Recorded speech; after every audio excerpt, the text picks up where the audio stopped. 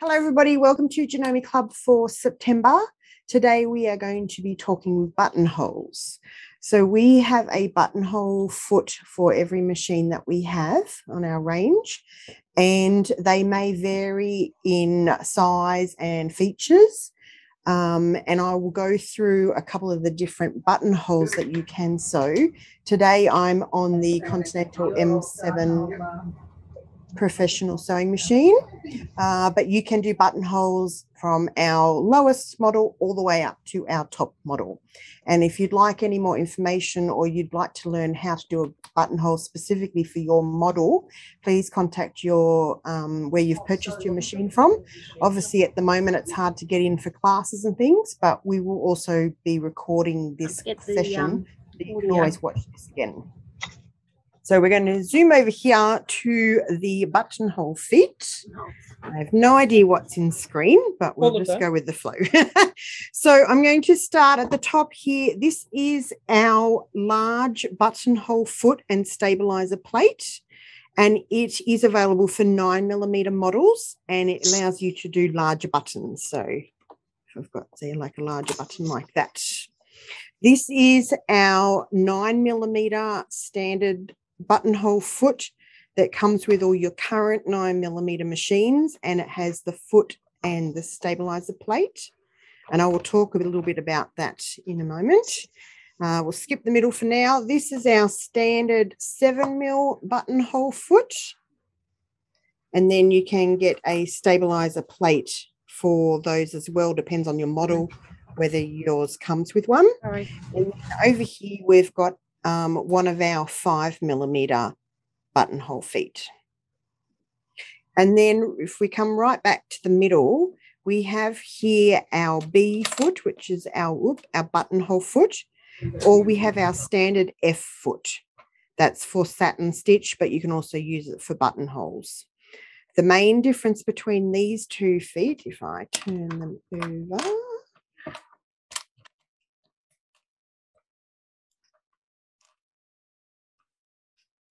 so you can see here on the standard F foot, right in the center here, it's sort of cut out a little bit, and your feed dogs run down either side of these metal bars.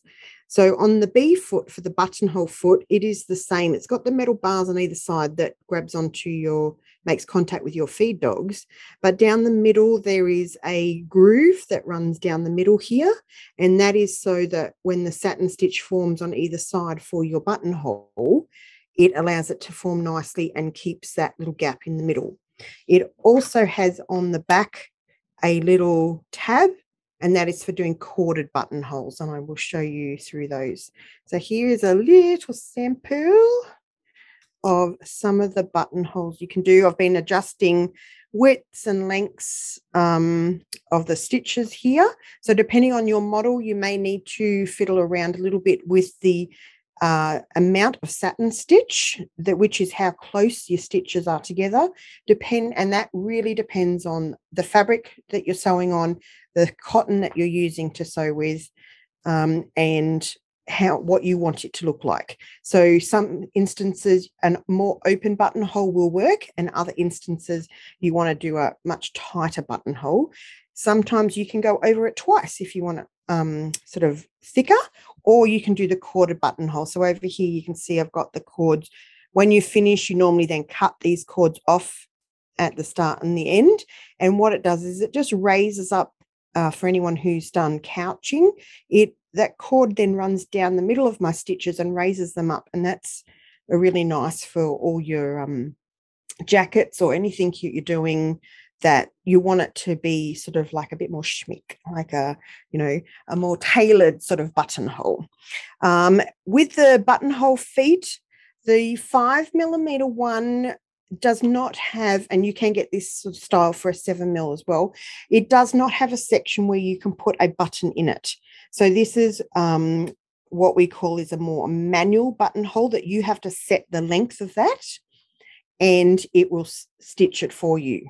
Depending on the machine, it may either be a 4-step buttonhole, and that is where it stitches the front of the buttonhole, one side, the back, and then the front again, or the other side, or it may go back and do the, like, it just depends on which model, whether it does the back or the front first, but it does it, and you have to manually select each one of those settings. For the sensor or memory buttonholes, where you can actually program it in as a one-step buttonhole, you program in the length, and then it will remember that for your other buttonholes. Once we go up to our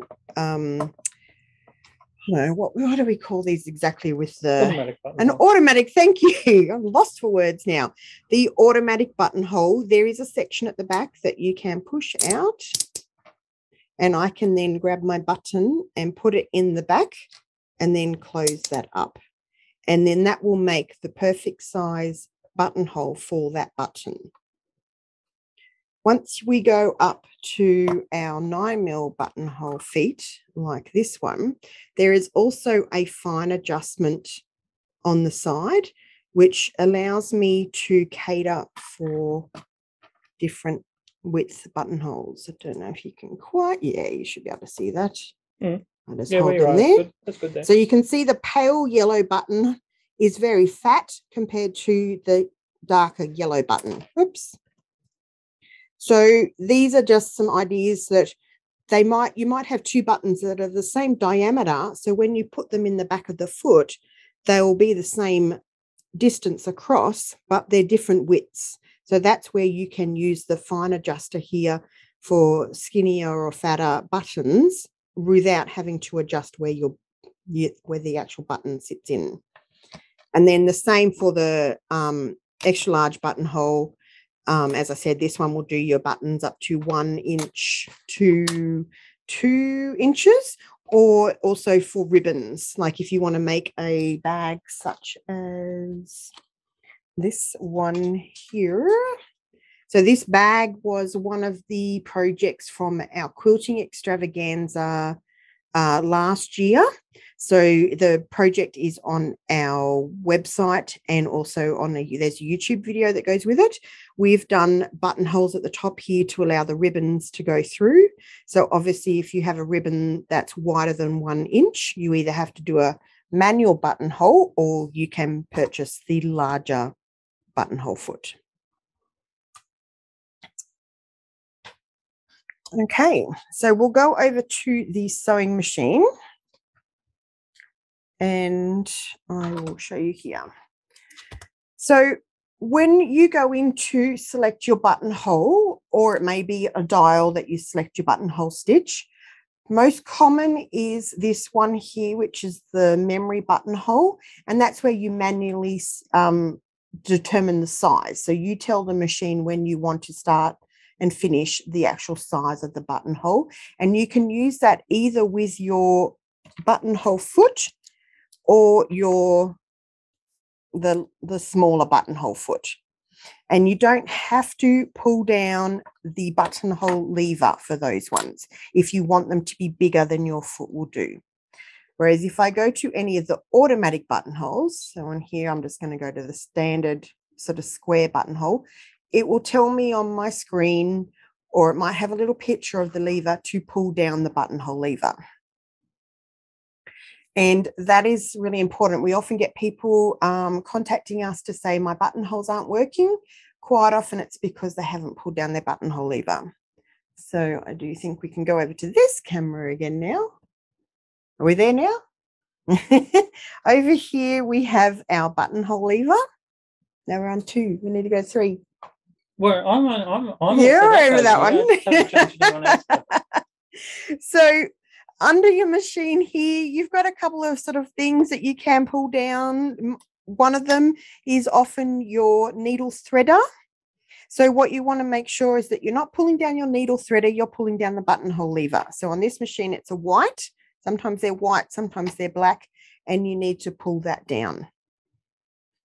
So we will grab our buttonhole foot, and I will put it on my machine. And it just goes on the regular shank. So I've got my regular sewing shank here, and I have attached my buttonhole foot. I have a button in the back there, and I pull down my buttonhole lever.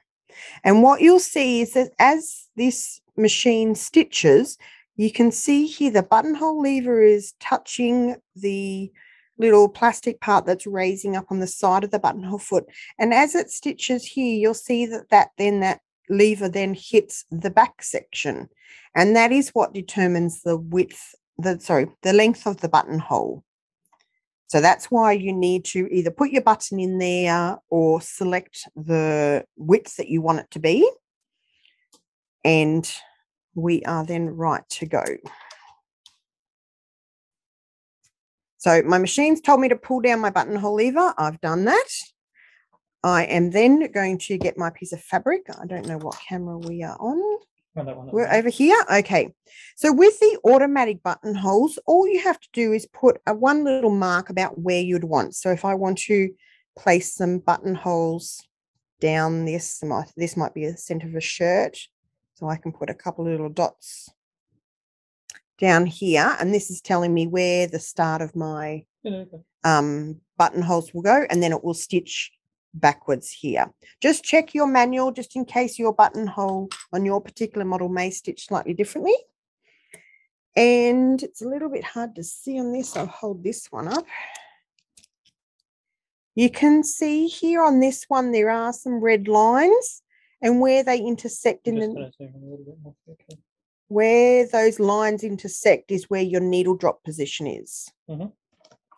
On this style here, you have embossed, there's like an embossed line. It might be a bit hard to see. Yeah, can't really pick it up. Yeah, but on here, there is some little embossed lines at the edge of the foot and again at the front. So imagine where those red lines are. There's little embossed sort of markings on this foot, and that again will show you where your needle drop position is. And on your little tiny one here, on this movable part of the foot, you can see the little guidelines there for your needle drop position. You don't need to use your foot pedal. You can if you want. You can put your foot down on your foot pedal and it will sew it, or I find it much easier to use my start stop button. So I have just lined up my needle plate, the markings on my foot to where I want my buttonhole to start. And then it's just a matter of me pressing my start stop button. No, it's okay. Okay. Why do we not want this? It's telling me it's not done.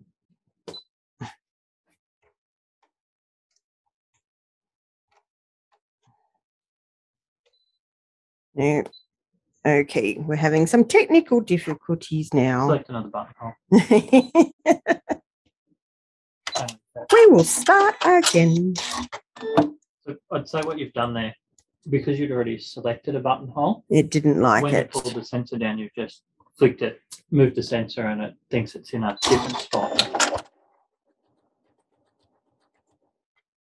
No. We are having technical difficulties here today. Oh, sure. Here we go. Quick, we need the second machine to stitch out.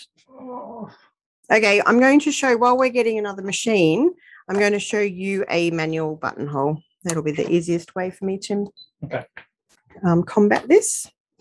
So I have selected my memory or one-step buttonhole here, and you don't need to have your needle bar pulled down. I'll actually even swap over to my B foot, or you can use that F foot that you already would have with most of our models. So on here, I would need to then work out exactly how big my buttonhole is to be. So I've got my buttonhole, my button here, and I'm going to put a little mark on both ends, and some people even draw a line. So I have got marked out here exactly where I want my buttonhole to be stitched. And I will line up the first point. And I'm going to turn my speed right down for this one, because you do need to be able to manually push the reverse button when you get to the section where you want to stop sewing. So I'm going to start sewing here. And I am watching for when the end of this buttonhole line that I've marked, I get to, and I've got my finger on my reverse button. So as soon as it gets to where I want it, now we're going a little bit too slow, but so once we get to the end here, I will hit the reverse button, and it is now going to stitch up the other side. And when I get back up to the top here, I need to hit the reverse again to tell it that we've got to the top, and it will now stitch the bar tack at this end. Then we're stitching back. And then the last thing you need to do is when it gets back to the other end is I need to hit the reverse button one more time. And that will lock my stitches off on that side. Then it will show me on my screen, would you like to restart for the same size, or would you like to do a different size? So if I want to do the same size buttonhole, it is just a matter of me moving up to my next section, putting my foot down and pressing start. And now I've programmed that length in, and it will stitch down.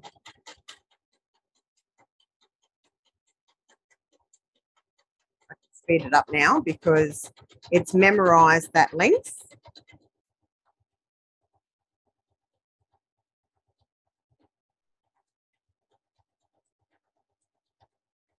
And it will stitch out the buttonhole. Yeah, this one. I don't know. We'll just show you these other ones that I prepared earlier. Okay, we're just going to very quickly change over this machine. How about while that's being changed over, I will show you some of these projects that we've got. What camera do you want? Either one of these ones, I suppose. So this one, as I explained earlier, yeah.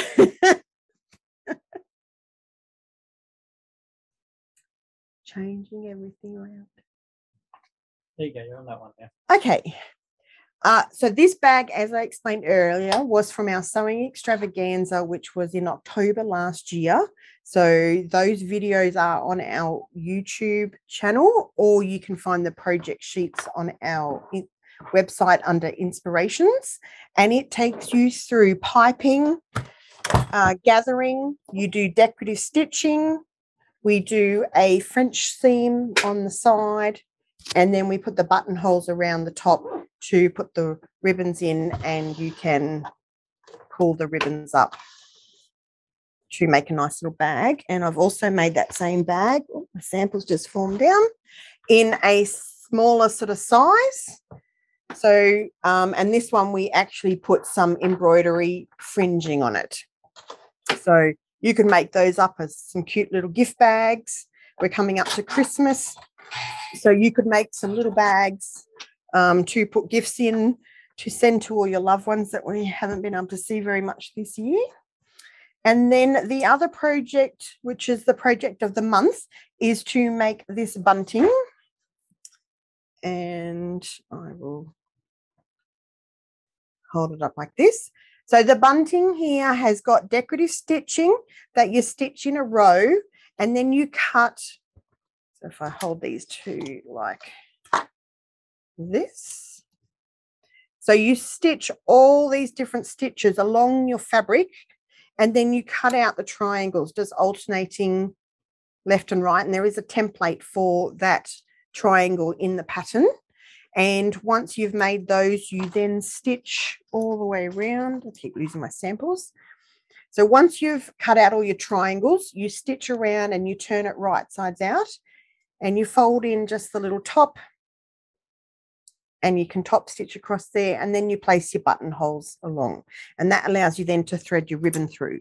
And the way that I did it with your buttonhole foot, if I take this button out, is you just get the ribbon that you want to use, and you place the ribbon in where the buttonhole would go, and that allows you to set your width. So if you have a smaller ribbon, again, you would just place it in the buttonhole foot and make that the right size that you want. Okay, let's move those out of the way. Let's come back here, machine number 2. We will just thread this one up. Oh, sorry, I took the blue thread too. That's okay, I've got more thread. Always have extra thread on hand. There you go. Thank you. Good thing the machines are very easy to thread.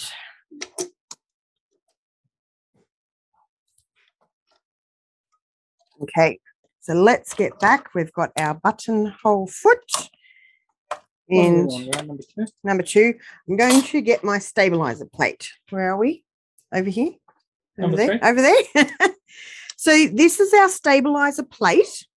That goes on the bottom of the buttonhole foot. So depending on what foot you've got, this is the 9mm. It all comes as one with this little sort of like tab that sticks out. And the stabilizer plate hooks over that little tab. What the stabilizer plate allows you to do is it allows you to take your item that you're going to stitch on and you place it in between the foot and the stabilizer plate, and then that clamps it down together. And what that is really good for is when you've got a bulky seam, say like you think of the front of a pair of jeans or even a shirt where it's got seam allowance and all sorts of things, or even tricky fabrics that might have a little bit of give in them. This allows it to clamp the fabrics together and it will sew a perfect buttonhole without you having to worry about the foot of the machine getting over any bulk here. And on the bottom of the stabilizer plate, you'll see that it's got like this little sort of grippy sort of sticker on it, and that makes contact with your feed dogs to help you sew that perfect stitch. Adjusting the lights everywhere. I'm trying to get some. Get it the right colour. Yeah. We're all about technical difficulties today. Yeah. We couldn't get the lights working. The camera wouldn't work. Okay, so we're going to go back into our buttonholes. And we are going to get my piece of fabric somewhere here. Which buttonhole are we on? I'm doing just a standard, regular, everyday square buttonhole.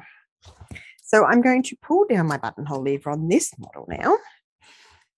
We're going to mark our little buttonhole positions.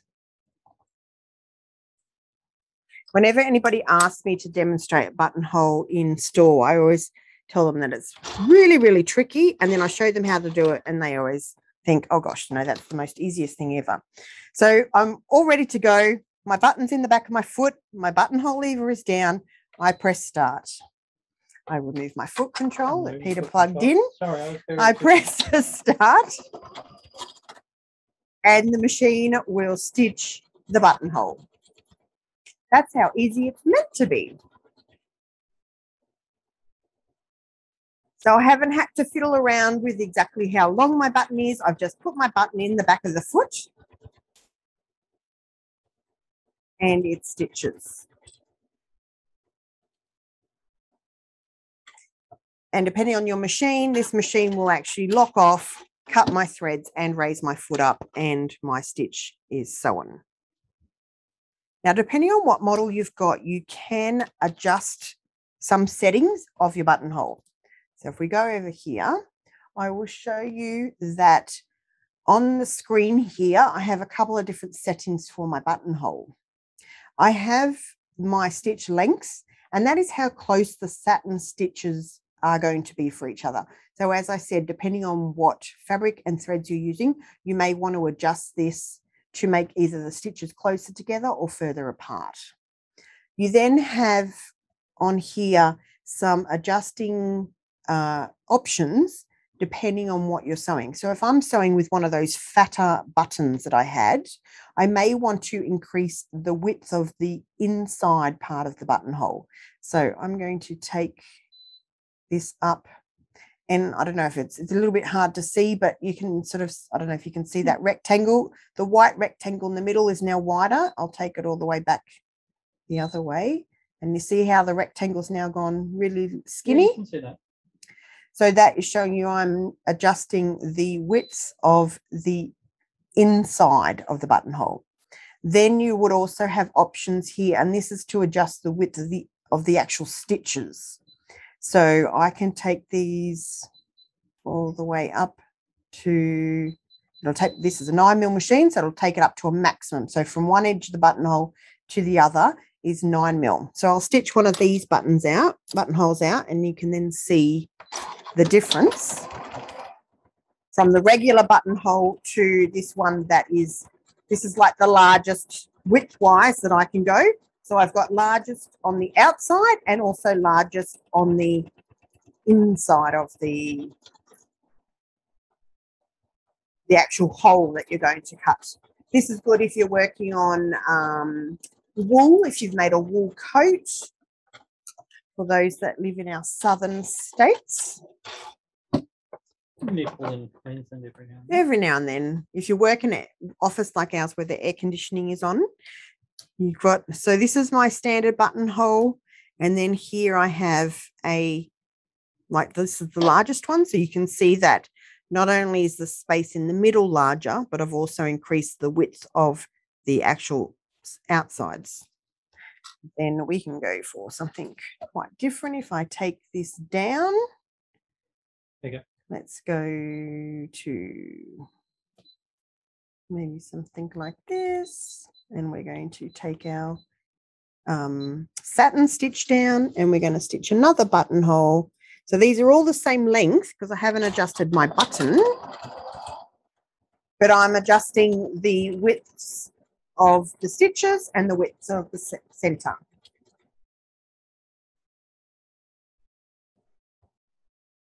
And you can see how easy it is to keep sewing the buttonholes.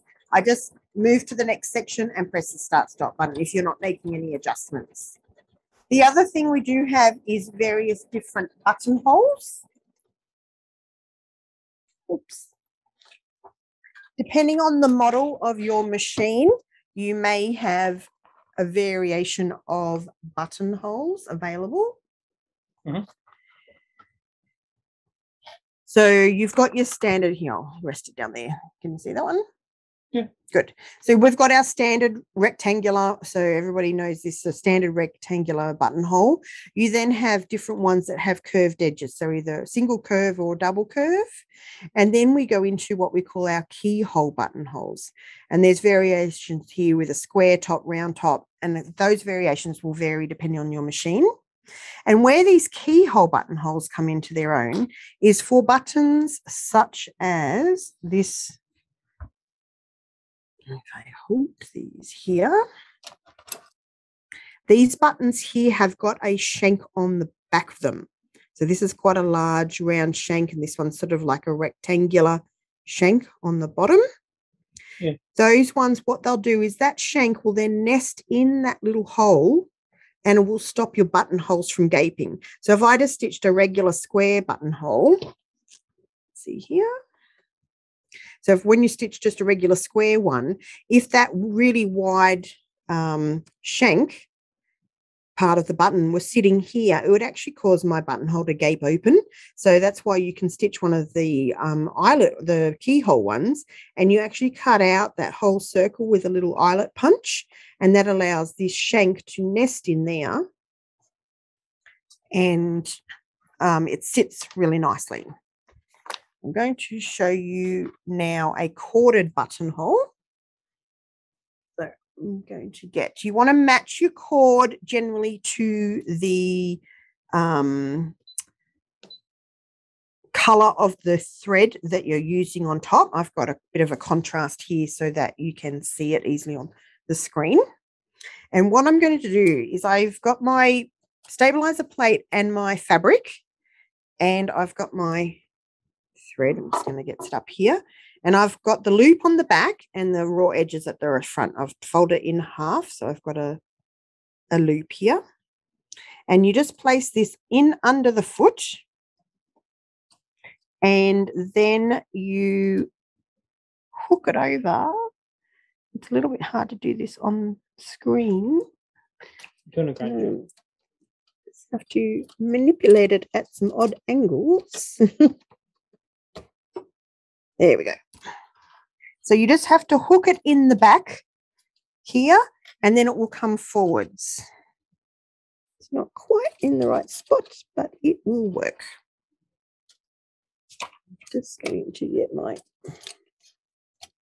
let's just come up on one section here on this side.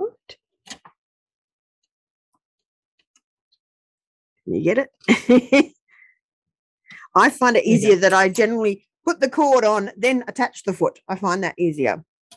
So I'm all set up, ready to go. And I can see my 2 threads here are going down. Now you can see here, I'm putting a lot of pressure on that, and I'm actually moving the buttonhole foot. You want to make sure that you're not doing that. You want to relax the threads so that the buttonhole foot is in its natural starting position, but you do want to put a little bit of tension on there. If you let go of these all together, they'll just sort of bunch up. So I can now then press start. And now what it's doing is it's forming that normal buttonhole that I made, but it's stitching over the top of those little threads. My little couching threads, I'll call them.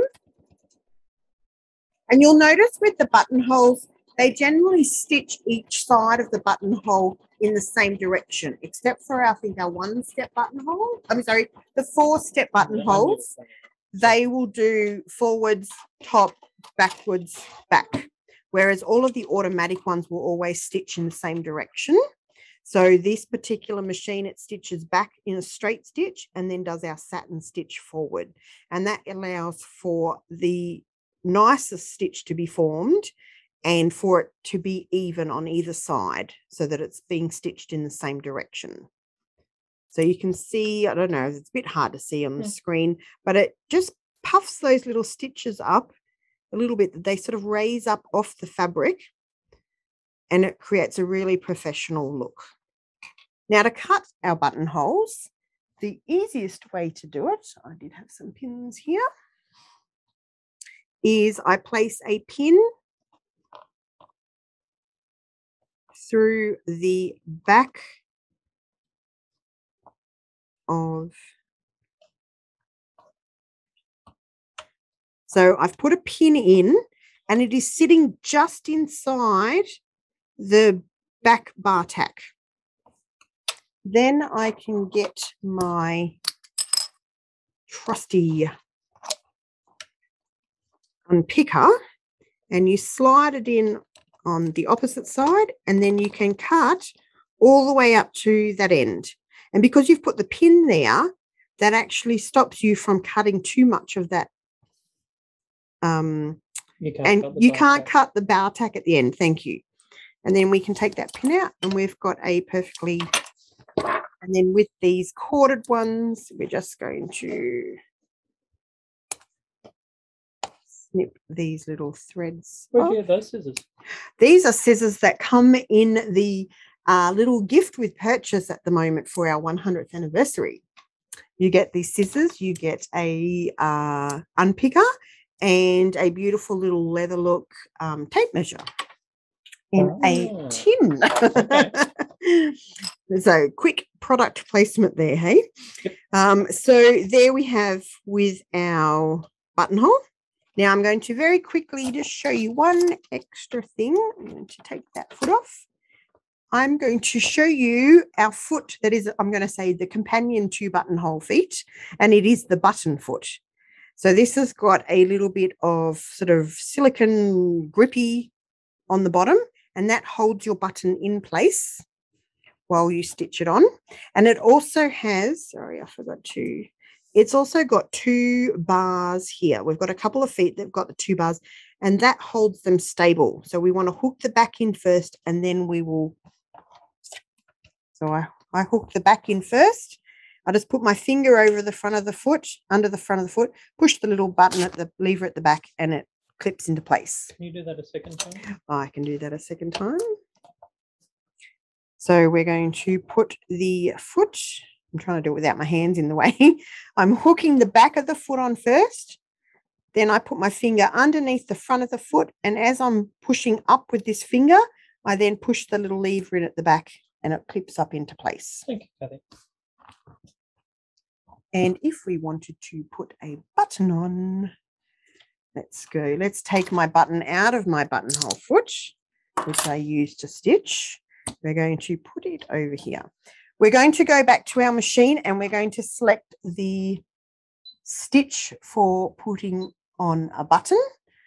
So it looks like a button. So it's a very easy stitch to remember.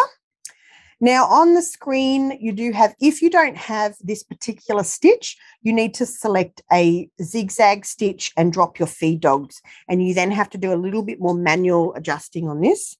The other thing you do is that you measure from the center of the hole across the button. So on my button here, I would measure the distance here, and that will tell me how wide. I'm going to make a guess and say this one looks like about 4.5. Now with the buttonhole foot, especially if you're working with little buttons, a really good way to do it is once you get your button in place is to put a bit of sticky tape over the top, and that will hold it in place for you. I'm doing my buttonhole this way. Now the buttonhole foot is offset to the left. Button sewing. Sorry, the button sewing foot is offset to the left. So you do not center your holes to the foot. You make sure you put your left-hand needle in where the needle is, which is your left-hand side. So this is, as I said, more important for smaller buttons that you don't actually center them. So I'm going to lower my foot down here. Now, because I didn't actually measure, I don't have a tape measure here, I didn't actually measure this buttonhole, the holes of the button. I'm just going to manually hand wheel. I'm not sure that we'll get that on camera anyway. That's okay. I'm just was manually checking that, yes, this is exactly the right width for me. I'm going to, I have no idea where we are with. No. We're over there. Okay. So I've just checked because I just want to check this first one. I didn't want to obviously have my needle hit my button. So now I can hit my start button because I've checked the width, and it will stitch about 6 or 7 times across that button. Then it will do a little bit of a lock off, and then I can cut my threads. Cut this little thing, and it has attached my button for me. So then you can take our button to our buttonhole, and it will fit in there perfectly. Great work. So that is just showing you, I don't know if there's been any questions or anything, but that is just showing you some of the ways that you can do a buttonhole, some of the variations of buttonholes that we have. And as I said, in your store can definitely help you to how to sew one on your particular model. But we do have in our instruction books, you will have instructions, and it will tell you what all the buttonholes are, whether it be 1, 4, 7, 13 different types of buttonholes. They'll be listed in your instruction book, and there are step-by-step instructions with photos that will step you through how to do a buttonhole. So you can just look up your instruction book for buttonholes. It'll be in the index at the beginning, and that will step you through. There are lots of YouTube videos as well. We've put out different videos on buttonhole feet and stabilizer plate that you can also watch on the Janome Australia YouTube channel. So you can go there and find some more information as well. Thank you very much for joining us today for Janome Club. And hopefully we'll be able to get back out into the store very soon to see you all.